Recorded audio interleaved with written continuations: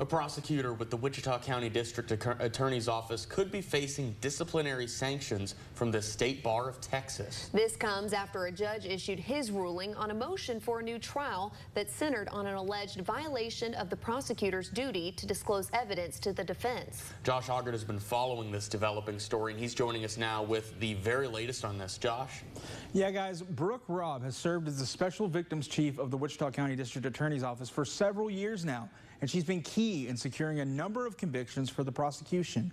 However, court documents show she may be facing sanctions from the State Bar of Texas. Now, it all stems back to a trial in the 30th District Court back in August, that of Alan Bernstein, who was ultimately found guilty of sexual assault, prohibited sexual contact, and sentenced to 10 years in prison.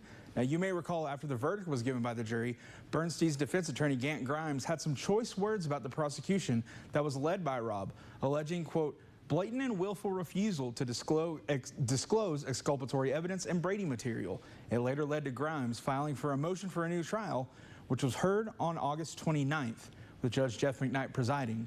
Now, the ruling on that motion came earlier this month after careful consideration of all the evidence, testimony, briefs filed by both sides, and character assessments of the witnesses.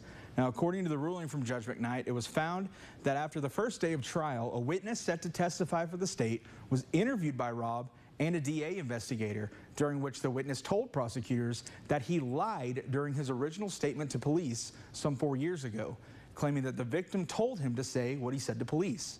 Then the next morning, just moments before testimony resumed, Robb orally disclosed to Grimes that the witness lied, following it up with an email.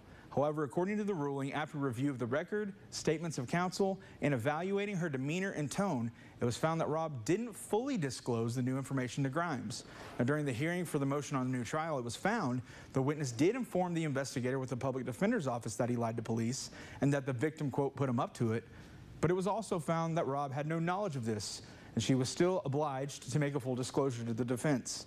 And though Judge McKnight ultimately denied a new trial for Bernstein, quote, the fact remains that Brooke Robb failed to make a full and complete disclosure required by Brady, Texas Disciplinary Rules of Professional Conduct, and the Texas Code of Criminal Procedures, leading Judge McKnight to refer the matter to the Office of Chief Disciplinary Counsel for the State Bar of Texas. And so now it's left to the State Bar to determine whether or not it's going to impose any sanctions against Robb.